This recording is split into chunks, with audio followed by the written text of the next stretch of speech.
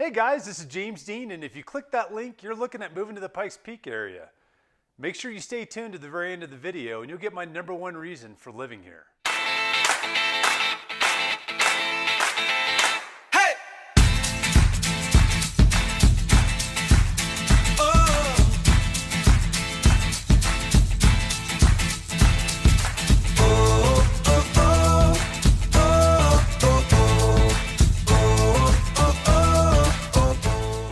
Hey guys, this is James Dean with James Dean Mountain Real Estate and Keller Williams Client's Choice. I'm one of your top agents out here in the area, and we have folks moving out here to the Pikes Peak region all the time. So if you need any help, please give me a call or send me a text, 719-304-9772. I'd love to help you make the Pikes Peak region your home. Hey guys, this is James Dean with James Dean Mountain Real Estate, and today we're going to discuss all the possible reasons why you might want to move to the Teller County area or to the Pikes Peak region. In specific, answers to moving to a mountain town or to a mountain area that's very different than living at sea level, or even Colorado Springs, which feels like sea level after living out here for a little bit. We're sitting around 6,000 feet compared to up somewhere, around 9,000, depending on where you are in this area. So to give you a little bit of background about myself, I've lived out here in this area for just under 6 years. My wife and I moved out here originally with the military move to Fort Carson, which was my last duty station before I retired from the military. Spent 20 years in the military. We fell in love with the Colorado area about 10 years ago and decided to change our plans from retiring out in Northern Virginia to retiring out here in Colorado. You can't beat the lack of humidity that the East Coast has. I mean, I can't even go over that enough, how much I do not miss the humidity and miss the sweating in the summertime and the super cold feeling winters because of the 100% humidity in the winter. It is not like that here in Colorado. Even up here in the mountains, where we're almost at its own different little geographic atmosphere with how high we are. So for us, we love being outside and we love being able to see and do things outside all year round. And Colorado is the first place that we've ever lived that actually provided that on a year-round basis. Places that we've lived before, it's very seasonal based on when you can be there. With Colorado, with every changing of the season, you get all kinds of different sports activities or outdoor activities that you can do, and we love that. Now, for me and my wife, the biggest thing that we had to decide is whether or not we wanted to do the commute from the mountains down into Colorado Springs area, which is where we were working. Me specifically down in the southern portion of Colorado Springs at Fort Carson, and my wife in the downtown area. And this was something that we just weren't sure of, and I wish that we'd had this information up front because we had lots of old info from friends that had been stationed at Fort Carson before and that had been in this area, but it wasn't really anything that was really new and reliable. And the biggest worry that we had was our ability to actually get down the mountain in the wintertime. Well, I can tell you for a fact, in the last just under 6 years that we've been here, our fear before we came out here was the closing of what we call the pass. So heading down into the Springs or Colorado Springs, that's Highway 24 heading down there. And we've seen Highway 24 closed less than 5 times since we've been here. And typically, in fact, I have not seen it. It has not affected me going into work or anything along those lines for snow or anything like that for it being closed. I haven't seen it closed for snow. And it probably has in the last 5 years, maybe in the evenings or something, but they do a great job on keeping that pass clear for us to get down to the Springs because they know that there's a lot of people that rely on that for business to be able to get down to the Springs or come up to our area for our businesses that are up here within the Teller County area. So those times I've seen it closed have been for accidents or been for a rock slide. And I've seen that happen twice, the rock slide, but the majority of them have just been accidents that have been out there, and they'll shut down one side of the highway or they'll open it up so you can go on the other side and you just get stuck in traffic for a little while, then you go on, just like anywhere else. So I had friends that all did not do research and they moved to the Colorado Springs area. When they found out where we lived and the amount of commute time that we had and what we had to view on the way down, most of them are pretty jealous. So when we came to Colorado, we wanted to live in the mountains. That's what we came to Colorado for, not to live on the plains. My wife's from Wichita, Kansas originally, so I've been to the plains quite a bit, and that was a place that I did not want to be living. Even though you've got a good view of the mountains and it's gorgeous, gorgeous scenery down there, I wanted to come to Colorado to live in the mountains and experience that mountain lifestyle, which is what I've loved, and it's what we have enjoyed for the entire time that we've been here. So really, for us, that was the biggest question that we had was commutability. Now, for me, we live in Divide, and it takes about approximately 45 minutes to get down to Colorado Springs from Divide. Or if you're going to Fort Carson, the north portion of Fort Carson, about 45 minutes. If you're going to the south portion where the airfield is, and where where 2nd Brigade Combat Team is, it could take about an hour to get down there. But here's the benefit of it. I've got tons of friends spent just as much on their homes as we spent on ours, much less land, lived in Monument, and they got to sit in traffic on I-25 for the exact same amount of time as it took me to drive down the mountain with a handful of traffic lights. And I get a beautiful view going down the pass and up the pass every day when I come home, as opposed to what they get with sitting in gridlock traffic on I-25, dealing with that mess and all that nonsense. So that was a big thing for us as we realized, like, hey, this was a great choice for us. And that's something that you've got to decide if you want to do as well. But that's just a little bit of history of me and my wife and why we decided that we like to live out here and be in this area. So just a minute, I'm going to check the notes. So this is real me. All these videos are going to be super authentic. I'm not trying to make these crazy, special professional videos. These videos are out here. This is authentic me just talking to you because I want you guys to know what it's like to be out here. So let's see. If you've never been here, you've probably got a lot of questions as far as what to expect with altitude, with climate, as far as temperature changes and all that kind of fun stuff. So first of all, and I kind of alluded to this before, let me just say that living out here in Colorado, specifically in the mountains, if you look on the average temperatures, you're going to see lower temperatures than what you might be used to if you live anywhere else. We're at a pretty high altitude. The altitude that we live at currently in Divide is 9,200 feet. If you're in Woodland Park, you could be down closer to the 8,700 foot range, whatnot, which incidentally is very similar to the Palmer Divide up by Monument in that area and Palmer Lake. You're going to be very close to that altitude up there. And those guys in that area have very similar climates when we do have snowstorms that come through up here too. So just a little food for thought on that.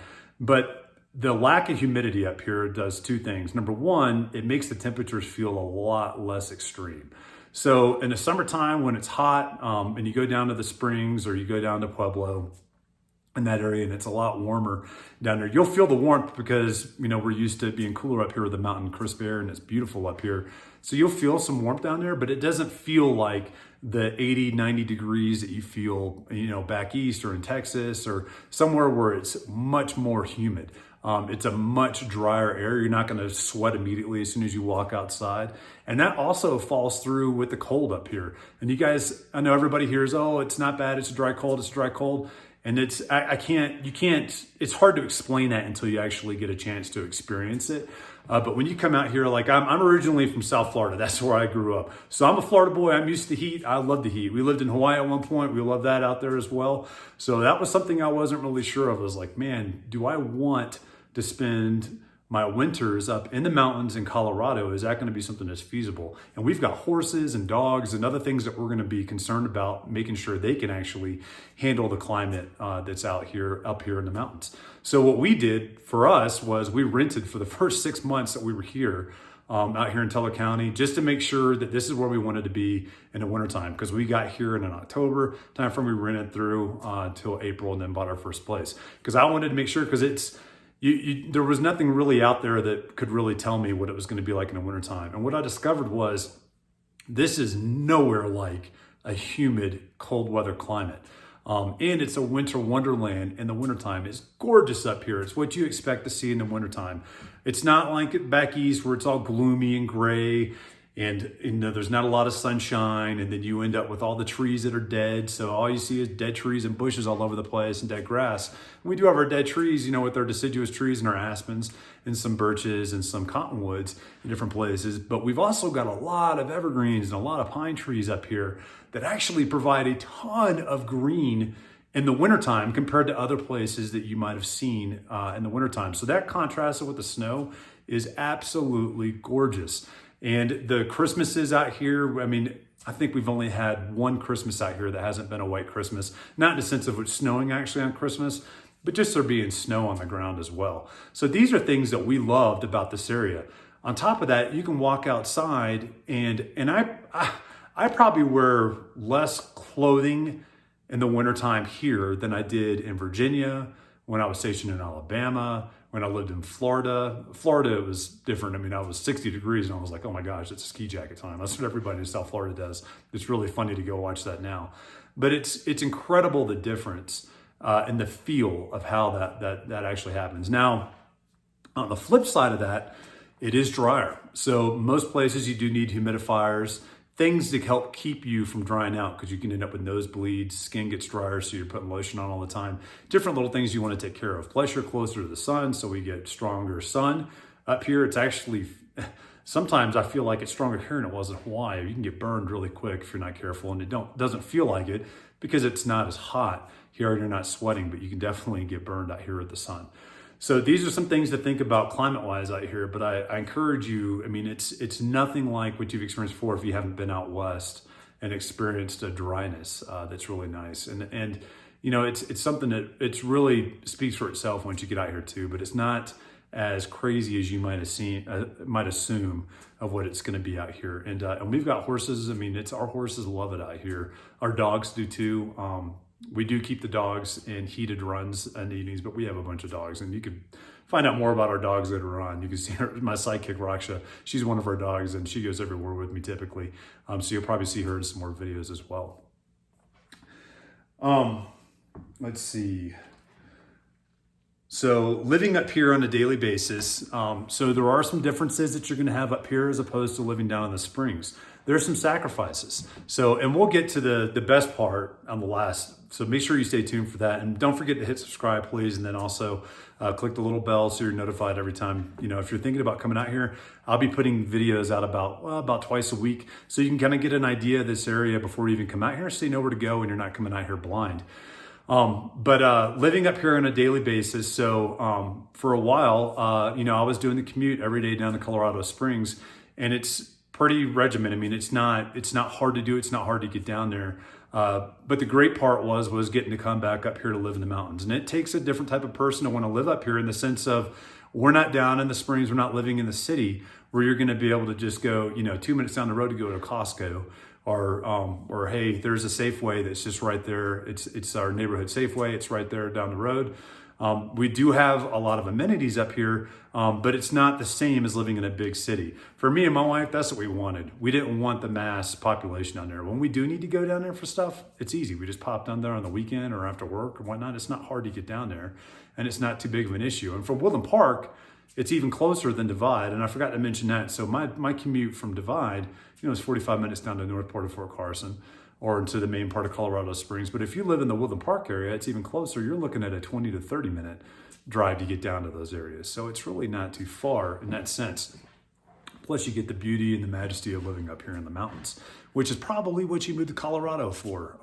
If it wasn't work-based and you're coming out here specifically for a location, which Colorado is number 2, and the best places to live, according to the new statistics just came out, is probably because you're coming out here for the beauty of the Rocky Mountains, which is what we all love out here. So on a daily basis, it's really not much different than anywhere else we've lived. And I lived all over the world, all over the US. It just depends on where you want to place your home. For those that are military that are looking at moving up here, there's tons of retired military and tons of active duty military that actually live up here within this community as well. We have a very strong military community up here. But there's lots and lots and lots of commuters that commute down to the Springs, or that open businesses up here as well. So the everyday pace is it's not crazy and as hectic as it is down in the Springs. We love that. Originally, when I was raised in South Florida in the Fort Lauderdale area, you know, the hecticness is what I thrived on. I love that. I love the busyness all the time, and in a lot of ways, I'm still like that. But when we moved out to Hawaii about 15 years ago, my wife and I discovered that ability to enjoy the relaxations in life, and this is the best of both worlds, because you've got the ability to stay as busy as you want to with the community out here in Teller County, as well as down in the Colorado Springs area. But on the same side, you've also got the ability to slow down and just enjoy being out here in this beautiful location. So that's a little bit on just a day-to-day, but it's a simple thing to kind of fall into. And let me talk about this too real quick before I forget. So driving in the wintertime, and this is what I thought was kind of funny, because people that live in the Colorado Springs area, they think that if you go up to Teller County, the roads are bad in the springs, they're gonna be terrible up in Teller County. I got news for you. Typically, that's not the case. And there's some reasons for that, and I'll go over them really quick. One is most of the people here in Teller County, they all have all-wheel drive vehicles or four-wheel drive of some shape or form. You can get away with front-wheel drive and rear-wheel drive, but you need to make sure that you've got winter tires up here in the wintertime. But they do a different type of snow plowing, not really plowing, but cleaning of the roads in the wintertime, and they're really efficient on it on the main roads up here as opposed to the springs. I can't tell you how many times I've left my house in the wintertime and folks down in the springs are like, oh no, we've got this big delay, And it's no big deal driving up here until I get down into the springs. And then suddenly, like, I get down the pass and it's like all hell broke loose. Like, people are sliding all over the place. They don't know what they're doing. They're everywhere. I mean, it's just like, it's nuts what happens once you get down there. And they changed the different chemicals, and I'm not sure what chemicals actually do or don't use compared to the springs with up here in Teller County. But the stuff we have up here, typically the roads are very, very drivable year round. The only time you might have an issue is in the early fall and in the springtime when we're getting that mix of, temperature changes and we might get some ice. And then all it takes is the sun popping out, which the sun comes out over 300 days out of the year. It's always sunny out here, it seems like. When we get a cloudy day, it's a rare day, and we're all sad. We're like, man, I want my sun and blue skies back. But that sun comes out and it immediately hits the roads, and that stuff just disappears and it melts within a couple hours. It's incredible how quick that happens. So it's not an issue up here with driving in the wintertime. And I personally think it's worse driving in Colorado Springs. I've almost gotten in more accidents in Colorado Springs than I have anywhere else, just in the sense of the way the roads are taken care of. So, and I'm not really sure if it's really the care of the roads or just the mass amount of people that are driving on it, packing it down, but it's definitely a difference. And anybody that's lived up here for a little bit will tell you that it certainly is different. Let's see. So convenience. So we're here in Teller County. Depending on where you live is going to depend on what kind of conveniences that you have here. If you're living in Woodland Park, you're going to have the most conveniences out of anywhere else in Teller County. I mean, we've got the Walmart, Safeway, City Market, which is another grocery store.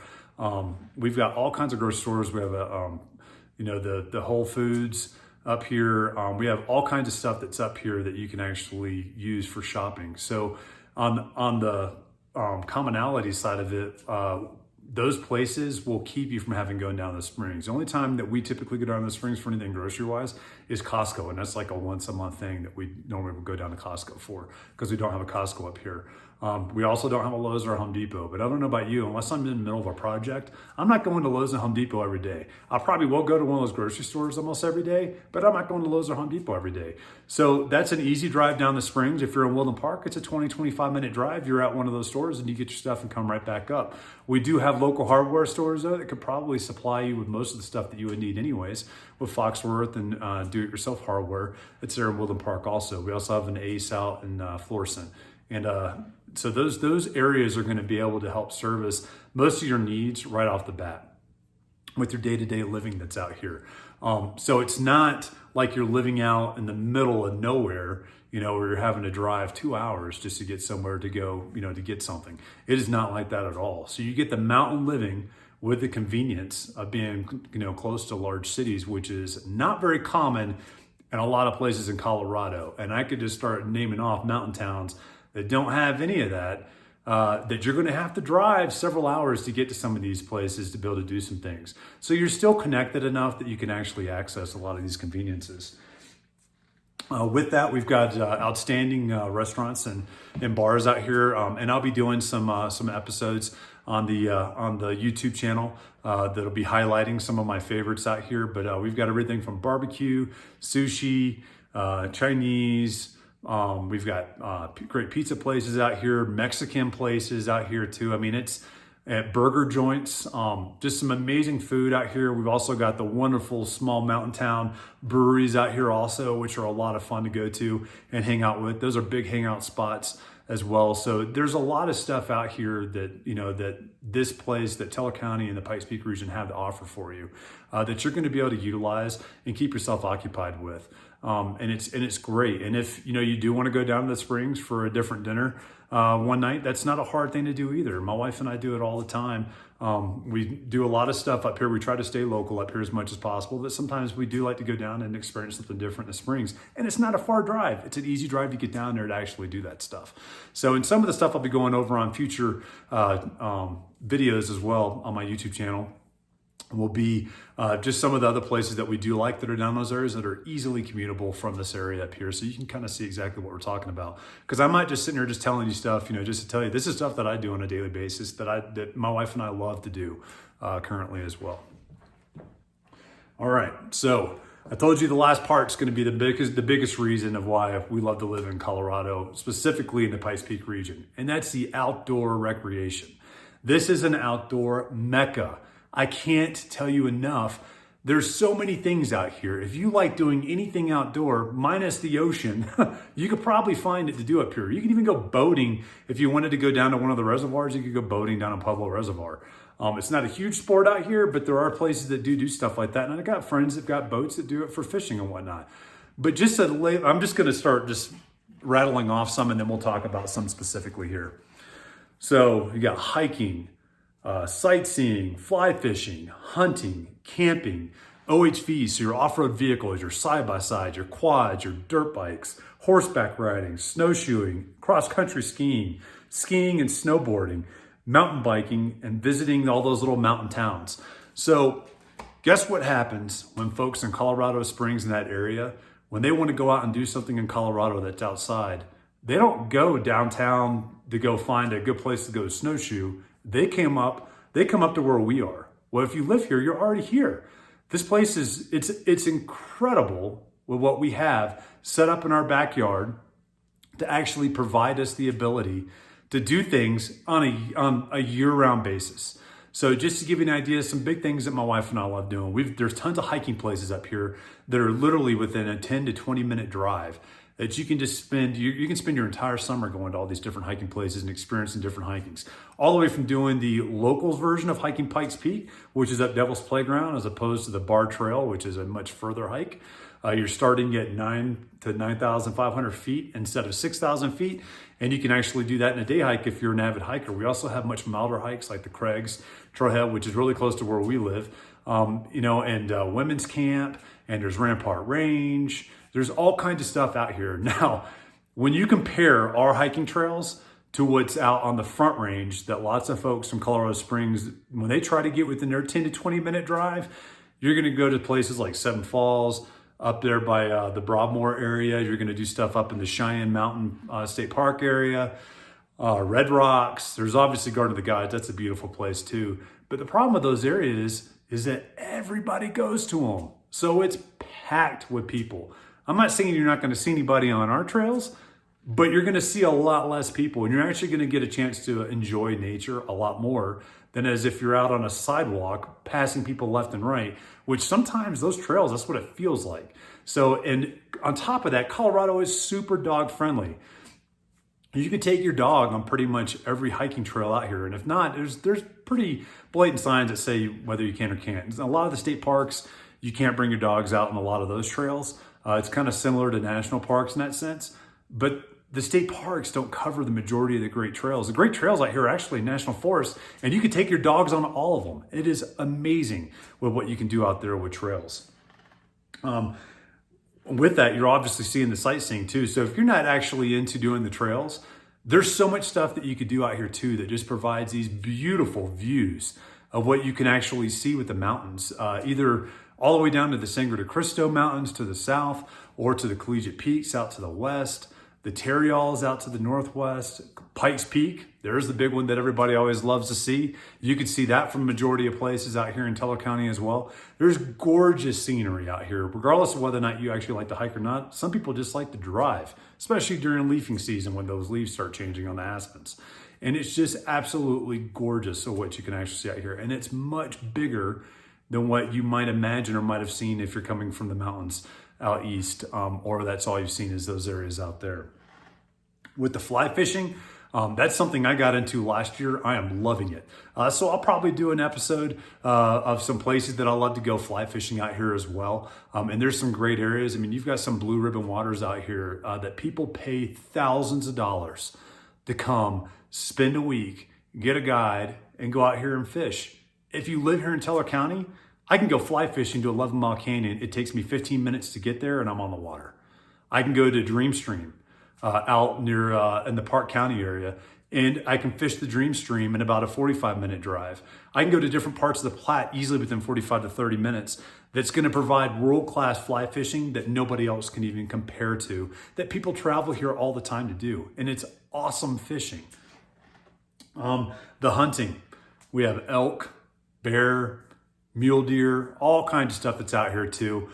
Tons of friends that are avid hunters. That's something I'm trying to get into myself. Haven't gotten a chance to hunt out here yet, but I've got lots of friends that do, and I'm planning on doing it this season. So I'll post some stuff on some hunts that I go on if I get a chance to do some of that this year, but I'm ready to go this year. Camping. There's camping everywhere. There's structured campsites. There's off-the-grid campsites. There's all kinds of places you can go camping. And a lot of that ties into, if you like doing the OHV, so the off-highway vehicle stuff is what Colorado calls it. There are so many trails out here that you can utilize that they keep and maintain, and it is such a blast. We'll do some episodes on that too, but it's so much fun with the side-by-side. And the wife and I get the side-by-side, we get a dog, bring a dog with us, and we just go have a blast out there just off-roading. Some of the views you get to see are stuff you've never been able to see anywhere else. We actually saw our first mountain lion on a side-by-side. That was pretty cool. My dad was with me on that one. That was pretty wild. Didn't get a chance to get a picture because, I mean, he was pretty close, but it was pretty fun. I'll tell you that story later, but that was a lot of fun too. Horseback riding. Wife and I both have, we've got horses. We've got 5 horses out here where we live on our little mini ranch. And horseback riding on these trails, that's another great thing that we love doing. We go down to Dome Rock, hike down there, and ride our horses down there, or we'll just ride them up behind our place in the Pikes Peak National Forest. They have a lot of old mining trails that not a lot of people have access to, but we do because we've got property that's right up against that borderline right there. And we go out there and we'll take our horses on that. We'll take them up Raspberry Mountain. We'll do all kinds of different stuff. And it's a lot of fun. There's just so much that you can do with the horses out here as well. Getting into the wintertime, you're looking at snowshoeing and cross-country skiing. All those same trails that you're able to hike on, a lot of them you can do cross-country skiing on if it's flat enough, or if you're an extremist and you like those climbs, there's a lot of folks that do that too. You can take them up there on those climbs, or even snowshoeing as well. And seeing a winter wonderland and the way it looks in the wintertime, it's breathtaking with the snow hanging off the trees, especially if you get out there with some virgin powder and some virgin snow. It's not even been walked on before. It is absolutely gorgeous, and it'll take your breath away with how beautiful it is. Then, of course, we got the ski resorts that are close by. So living up here in Teller County provides us a much closer access to those ski resorts. I got tons of friends that live down in Colorado Springs, and they either go the back way, which is they're going to have to drive 45 minutes out of the way just to come up here and go the same way that we go to Breckenridge, which is a very popular place. A lot of folks go out here. That's one of our favorite ski resorts that go out here. It takes us an hour and a half to get there. We just do a day trip. It's an hour and a half in the morning. We go out there, we ski as much as we want, and then we drive back. We usually grab lunch there in South Park, which is in Park County on the other side of Hoosier Pass. And we'll get some lunch there. They got a brewery there. They've also got a nice soup and sandwich place there too. And then we'll continue on back. And it's a nice day trip that we do. Folks that live in Colorado Springs, the faster route for them to go a lot of times is going to be I-25 up to I-70. And I can't tell you how many times that traffic on I-25 or I-70 has been stopped to a standstill. I've heard horror stories of folks waiting 3 or 4 hours just to get to the ski resort. And imagine getting there after sitting in traffic that long, how much you actually want to ski. So we're nice and close to Breckenridge. It's a nice, beautiful back way to go that you get breathtaking views all the way out there. And then plus you can go down to Monarch. Monarch isn't far from us either. It's an hour and a 45-minute drive from our place that we go to. So we typically get season passes. The Epic Pass is what we get. And it's just great. I mean, it pays for itself within a few visits. And it's amazing because we get to go out there and ski and just have a blast out there. So that's some awesome stuff that you're able to do as well with the skiing. Mountain biking, you got all kinds of mountain biking trails, like endurance trails that you can do out here that are locally within this area. You're also close to the ski resorts as well that you can actually do some downhill in the summertime. They'll literally take your mountain bike that you can rent if you don't have an actual, like a good downhill mountain bike. You can rent one, and they'll take it up the chairlift for you, and then you just get to ride down the mountain all day. So you don't have to even pedal up the mountain, you just get to ride down. But I'll warn you, that's almost as much of a workout as going up sometimes with some of those trails. It's a lot of fun. But they break them all down between green, blue, and black, almost like you're out there skiing or snowboarding. And then another one that we love doing is visiting the mountain towns. So being out here already in the mountains, this provides us a closer proximity to a lot of those, like Buena Vista, Salida, Leadville, Fairplay and South Park, or even Breckenridge. Like those are areas that we can get to very easily for a nice day trip, to just go out there, walk around, enjoy the towns, enjoy the restaurants, maybe hit up a brewery, and get to come back with a couple growlers or whatnot. But it's just a lot of fun. We're just kind of in it already, as opposed to having to drive into it. So I hope you got some from this video. I'm super happy that I'm out here doing this for you guys. I'm looking forward to more of these and looking forward to any kind of comments. Please don't forget, hit that subscribe button and click that little bell so you get notified when more of these videos come out, because I will be having more and more of these videos. Once again, I'm James Dean with James Dean Mountain Real Estate, Keller Williams Client's Choice. And I'm here to help serve any of your real estate needs out here. Phone number 719-304-9772. Hope you have a great day. Bye.